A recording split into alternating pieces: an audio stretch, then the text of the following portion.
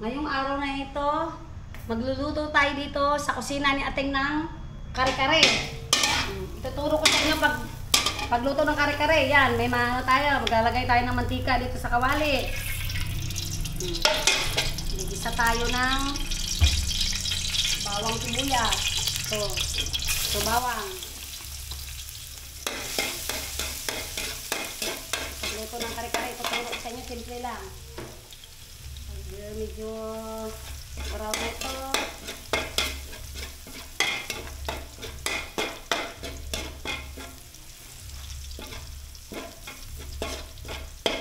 Ayan natin yung sibuyas na marami para masarap.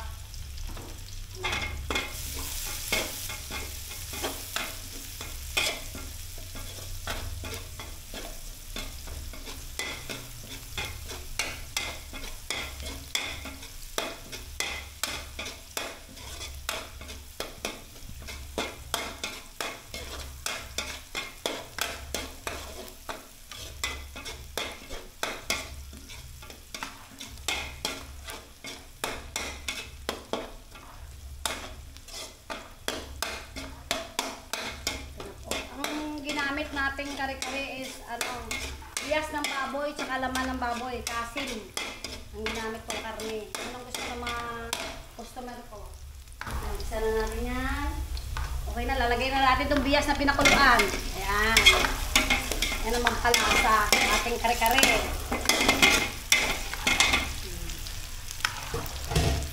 Lagyan na natin yung bias. Lagay na natin yung sabaw na pinagkaluan ng ating karne na baboy. Ayan na siya. Ayan yan. Kasi magdadagdag tayo. Yan na po. Magdadagdag tayo ng sabaw. Kulang yan. Oo. Magdadagdag tayo ng tubig. Kasi kailangan ng aming sabaw yan. Kailangan maraming sabaw yan. Dadagdag tayo ng sabaw.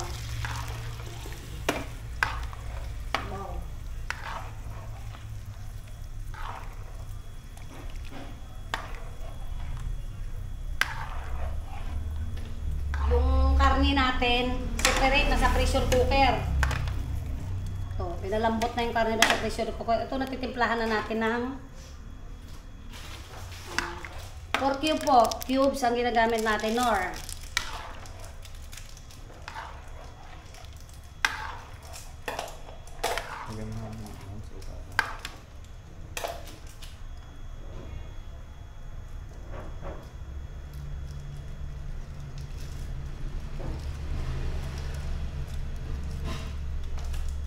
Nilalagay ko para malasa.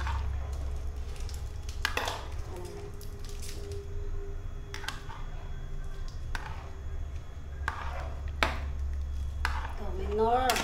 Nilalagay rin po tayo ng magic sarap. Ito, magic sarap. Nagagamit din tayo.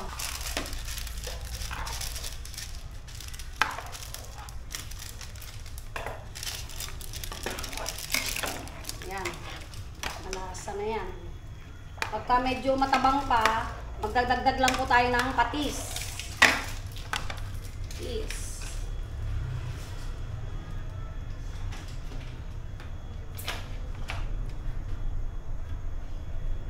Magdagdag po tayo ng patis yan. Para, patis puro po ang ginagamit ko yan. Para masarap ng ating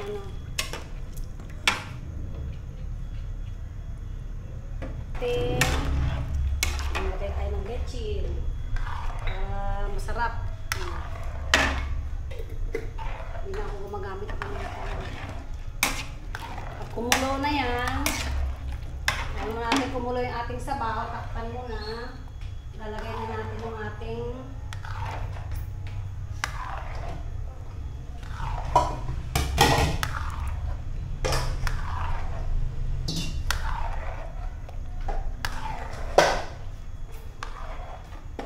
alam muna natin kumulo yung ating sabaw.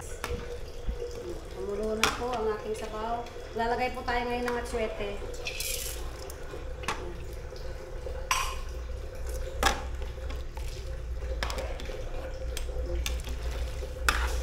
Atsuete na po yan.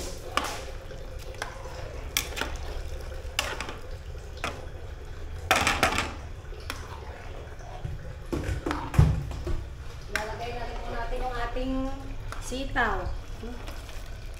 Sitaw muna. Sitaw.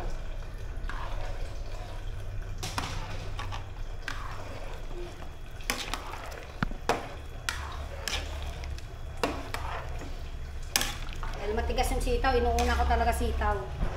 Pag medyo kumulo yan, sunod din natin yung talong.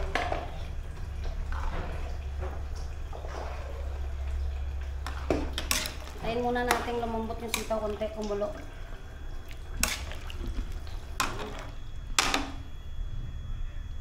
Kumulo na po yung ating sitaw, medyo ano na, bagay natin yung talong.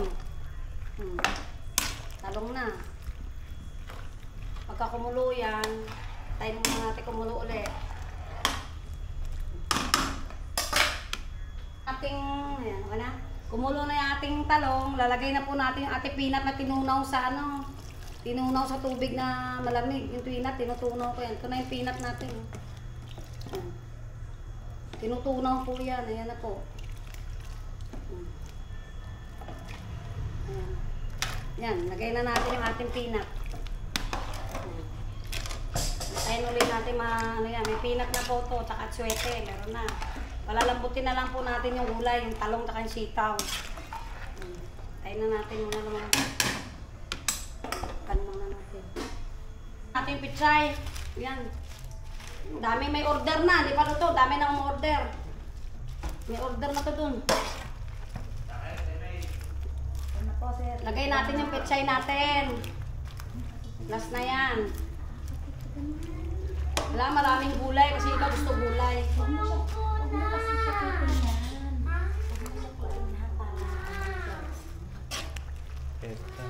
Yan, pechay, lagay na natin. Luto na yan. Tayo na kumulo. Pag kumulo, luto na yung pechay. Oh. Tapos maglalagay pa tayo ng ano, panlapot na lang. Yan ang kare-kare. Ayan, ang kare-kare natin. Pwede nyo na itinda yan. 100 sang order ko. Ayan, mayroon nang order. Yan ang kare-kare. Maglalagay pa tayo ng panlapot dyan. Yung mga gulay. Kasi nakaseparate yung laman, yung karne niya. Naka-pressure cooker. Karne niya. Laman lang ng baboy yun tsaka bias. Ayan. Manatan. Sarap. Sabaw pa lang, ulam na. Masarap po siya. Malasa. Kasi ang daming peanut nilagay ko dyan eh. 1 kilong peanut yung nilagay ko dyan. Kaya malasa siya. Ano na lang ilalagay natin dyan, pampalapot kasi malabnaw siya. Lalagyan po natin siya ng pampalapot. Ito po, may pampalapot tayo. Ayan. May pampalapot po tayo. Bawas. Ayan na po. Ayan. Ito na yung pampalapot natin. Ayan na po. Bigas to na pampalapot sa kare-kare. Ayan. Ayan. Ayan po siya. Lalapot na po yan.